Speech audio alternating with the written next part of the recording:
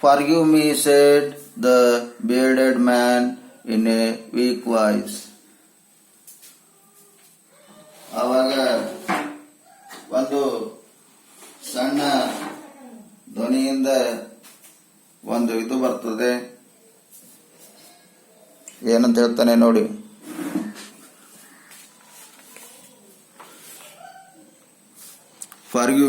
Forgive me, said the bearded man in a weak voice when he saw that the king was awake. ರಾಜ ಎಚ್ಚರಾದ ನಂತರ ಒಂದು weak ಅಂದರೆ ತುಂಬ ಸಣ್ಣ ಧ್ವನಿಯಲ್ಲಿ ಹೇಳ್ತಾನೆ, ನನ್ನನ್ನು ಕ್ಷಮಿಸಿಬಿಡು ಅಂತ ಹೇಳ್ತಾನೆ. ಯಾರು ಹೇಳ್ತಾರೆ? ಬಿಯರ್ಡೆಡ್ ಮ್ಯಾನ್ ಅಂದರೆ ಆ ದಾಡಿ ಹೊಂದಿರಬೇಕಂತಹ ವ್ಯಕ್ತಿ ಆ ರಾಜನಿಗೆ ಹೇಳ್ತಾನೆ, ಕ್ಷಮಿಸಿಬಿಡು ರಾಜ ನನಗೆ ಅಂತ ಆ ರಾಜಗೆ ಕೇಳ್ಕೊಳ್ತಾನೆ. ಯಾರೋ ದಾಡಿ ಹೊಂದಿರಬೇಕಂತ ಅಥವಾ ಗಾಯಗೊಂಡಿರಬೇಕಂತ ವ್ಯಕ್ತಿ ರಾಜನಿಗೆ ಕೇಳ್ಕೊಳ್ತಾನೆ.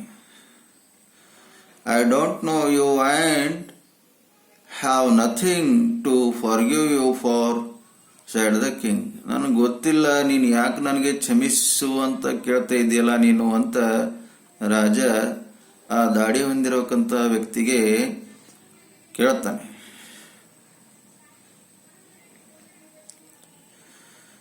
You do not know me, but I know you. I am that enemy of yours who swore revenge on you. ನೀವು ನನಗೆ ಗುರುತಿಡಿಯಲ್ಲ, ಆದರೆ ನಾನು ನಿಮಗೆ ಗುರುತಿಡ್ತೀನಿ. ನಾನು ನಿಮ್ಮ ವಿರೋಧಿ ಇದ್ದೀನಿ, ನಾನು ನಿಮ್ಮನ್ನ ಕೊಲೆ ಮಾಡಬೇಕು ಅಂತ ಏನದ ಅಂದರೆ ಒಂದು ರಿವೆಂಜನ್ನು ಇಟ್ಟುಕೊಂಡು ಬಂದೀನಿ. Because you put my brothers to death and seized my property. ಯಾಕಂದರೆ ನೀವು ನನ್ನ ಸಹೋದರನಿಗೆ ಕೊಲೆ ಮಾಡಿದ್ರಿ ಮತ್ತು ಅವನ ಒಂದು ಪ್ರಾಪರ್ಟಿ ಅಂದರೆ ಆಸ್ತಿ ನೀವನ್ನ ಕಸಿದುಕೊಂಡಿದ್ದೀರಿ ಅಂತ ಆ ದಾಡಿ ಹೊಂದಿರಬೇಕಂತಹ ಗಾಯಗೊಂಡಿರಬೇಕಂತ ವ್ಯಕ್ತಿ ರಾಜನಿಗೆ ಹೇಳ್ತಾನೆ. I had made up my mind to kill you on your way home.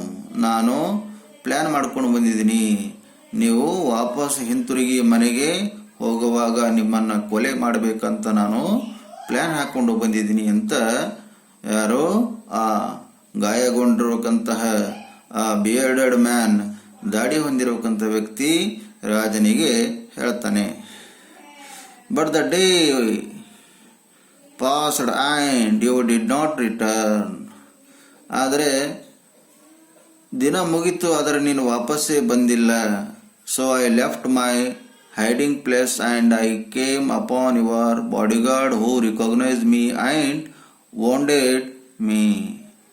ಅವಾಗ ನೀವು ಯಾಕೋ ಬರಲಿಲ್ಲ ಅಂತ ನಾನು ಅಡಗಿಕೊಂಡು ಕುಳಿತಿರಬೇಕಂತ ಜಾಗದಿಂದ ಹೊರಗಡೆ ಬಂದಾಗ ನಿಮ್ಮ ಬಾಡಿಗಾರ್ಡ್ ನನ್ನನ್ನು ನೋಡಿ ಅವನು ನನಗೆ ಗಾಯ ಮಾಡದ ಅಂತ ಆ ದಾಡಿ ಹೊಂದಿರಬೇಕಂತಹ ವ್ಯಕ್ತಿ ಯಾರಿಗೆ?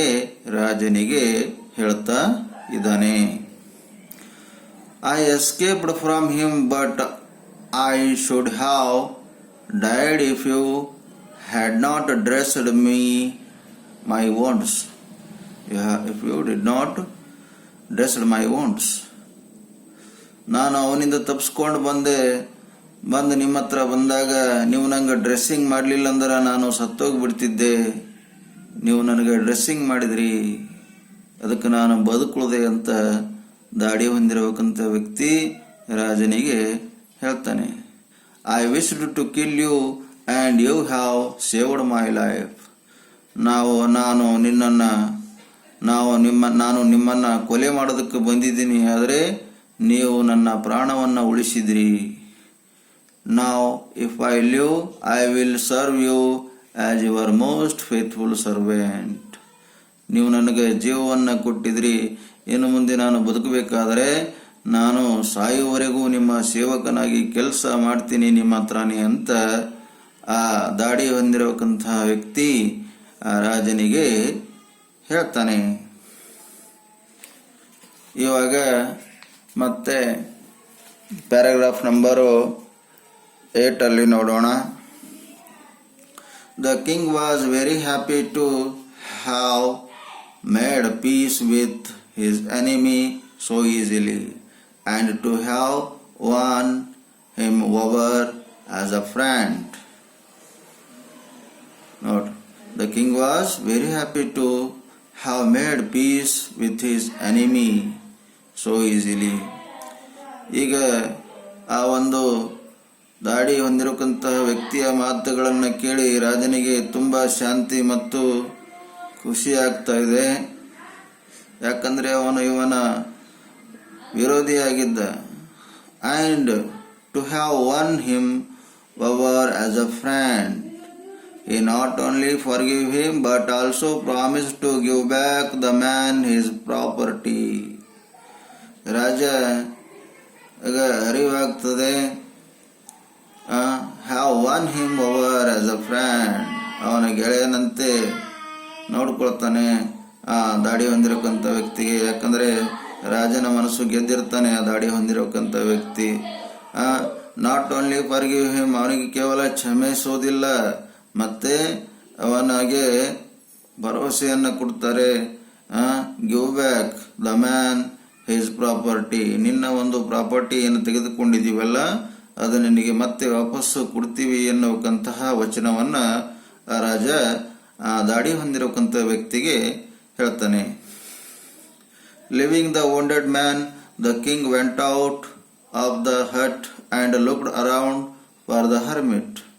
ಈ ಮಾತು ಹೇಳಿ ರಾಜ ಲಿವಿಂಗ್ ದ wounded ಮ್ಯಾನ್, ರಾಜ ಆ ಒಂದು ಗಾಯಗೊಂಡಿರಕ್ಕಂಥ ವ್ಯಕ್ತಿಗೆ ಅಲ್ಲೇ ಬಿಟ್ಟು ರಾಜ ಏನು ಮಾಡ್ತಾನೆ, ಮತ್ತ ಆ ಋಷಿಗೆ ಹುಡುಕ್ತಾ ಇರ್ತಾನೆ ಆ ಗುಡಿಸಲು ಸುತ್ತಮುತ್ತ. The king went up to the hermit and said, ಮತ್ತೆ ರಾಜ ಆ ಒಂದು ಋಷಿ ಹತ್ರ ಹೋಗಿ ಮತ್ತೆ ಕೇಳ್ತಾನೆ, for the last time I beg you to you answer my questions wise man. ಆಗ ರಾಜನಿಗೆ ತುಂಬ ಬೇಸರ ಆಗಿರ್ತದೆ, ನಾನು ನಿನಗೆ ಕಡೆ ಸಲ ಕೇಳ್ತಾ ಇದ್ದೀನಿ, ನನ್ನ 3 ಪ್ರಶ್ನೆಗಳಿಗೆ ಉತ್ತರ ಕೊಡು ಬುದ್ಧಿವಂತ ಮನುಷ್ಯ ಅಂತ ರಾಜ ಆ ಋಷಿಗೆ ಕೇಳ್ತಾನೆ. ಆಗ ಋಷಿ ಏನು ಹೇಳ್ತಾರೆ ನೋಡ್ರಿ, you have already been answered said the hermit, ನಿನಗೆ ಈಗಾಗಲೇ ಉತ್ತರ ಸಿಕ್ಕಿದೆ ಅಂತ ಆ ಋಷಿ ಆ ರಾಜನಿಗೆ ಹೇಳ್ತಾರೆ. How have I been answered, what do you mean, ನನಗೆ ಹೆಂಗೆ ಆನ್ಸರ್ ಸಿಕ್ತು, ನೀವು ಹೇಳೋ ಮಾತಿನ ಅರ್ಥ ಏನು ಅಂತ ರಾಜ ಋಷಿಗೆ ಪ್ರಶ್ನೆ ಮಾಡ್ತಿದ್ದಾನೆ.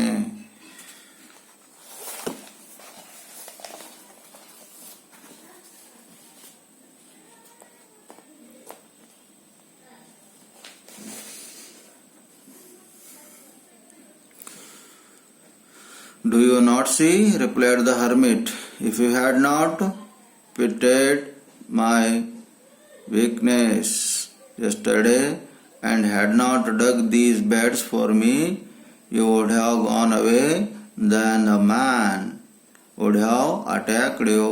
ನಿನಗೆ ಗೊತ್ತಿಲ್ಲೇನು? ಈಗ ಋಷಿ ಹೇಳ್ತಾ ಇದ್ದಾನೆ, ರಿಪ್ಲೈಡ್ ದ ಹರ್ಮಿಟ್, ಒಂದು ವೇಳೆ ನೀ ನನಗೆ ಪ್ರೀತಿಯಿಂದ ನನ್ನ ಹತ್ರ ಬಂದು ನಿನ್ನೆ ನನ್ನ ಆ ಒಂದು ಗುಂಡಿಯನ್ನು ತೋಡ್ತಾ ಇದ್ದಿ, ಆ ಗುಂಡಿಯನ್ನು ತೋಡೋದನ್ನು ಬಿಟ್ಟು ನೀನು ವಾಪಸ್ಸು ಹೋಗ್ತಿರ್ಬೇಕಾದ್ರೆ ನಿನ್ನ ಮೇಲೆ ಅಟ್ಯಾಕ್ ಮಾಡಿ ಈ ದಾಡಿ ಹೊಂದಿರೋಕ್ಕಂತಹ ವ್ಯಕ್ತಿ ನಿನ್ನನ್ನು ಕೊಲೆ ಮಾಡ್ತಿದ್ನು. ಅದಕ್ಕೆ ಏನು ಹೇಳ್ತಾರೆ ನೋಡಿ, so the most important time was when you were digging the beds. ಅದಕ್ಕೆ ಋಷಿ ಹೇಳ್ತಾರೆ, ಮೋಸ್ಟ್ ಇಂಪಾರ್ಟೆಂಟ್ ಆಗಿರೋಕ್ಕಂಥ ನಿನ್ನ ಟೈಮ್ ಯಾವುದು, ನೀ ಆ ಗುಂಡಿಯನ್ನು ಅಗಿತಿದೆಯಲ್ಲ ಅದು ಮೋಸ್ಟ್ ಇಂಪಾರ್ಟೆಂಟ್ ಆಗಿರೋಕ್ಕಂಥ ಟೈಮ್ ಇದೆ. And I was the most important man, ಮತ್ತು ನಾನು ಮೋಸ್ಟ್ ಇಂಪಾರ್ಟೆಂಟ್ ಆಗಿರೋಕ್ಕಂಥ ಮನುಷ್ಯ ನಿನ್ನ ಹತ್ರ ಇದ್ದೀನಿ. And to do me good was your most important business, ನೀ ನನಗೋಸ್ಕರ ನಾನು ಮಾಡೋಕ್ಕಂಥ ಕೆಲಸ ಬಂದು ನೀನು ಮಾಡ್ತಿದ್ದಿಲ್ಲ, ಅದೇ ನಿಂದು ಇಂಪಾರ್ಟೆಂಟ್ ಆಗಿರೋಕ್ಕಂತಹ ಬಿಸ್ನೆಸ್ಸು ಅಥವಾ ಕೆಲಸ ಅಂತ ಹೇಳ್ತಿದ್ದಾನೆ. Later, when the man ran to us, the most important time when you were caring for him.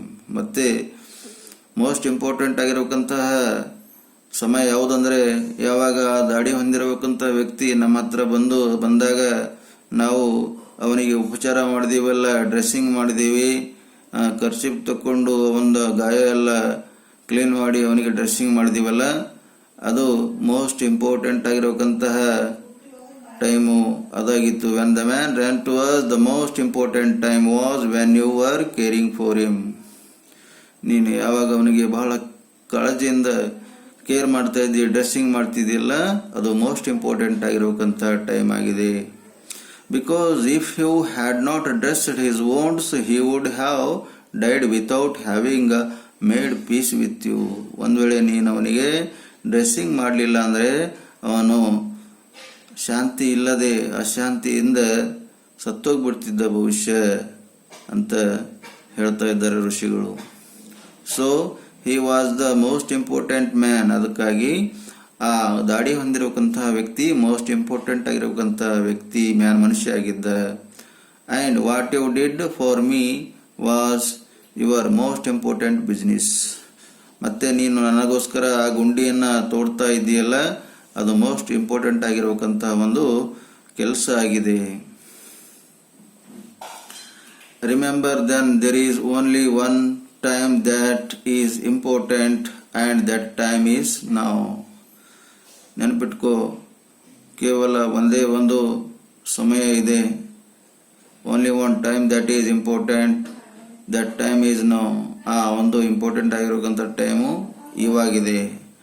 It is the most important time because it is the only time we have any power to act. ಇದೇ ಒಂದು ಸಂದರ್ಭ ನಮಗೆ most important ಆಗಿರೋಕ್ಕಂತಹ time ಇದೆ. It is only time we have any power to act.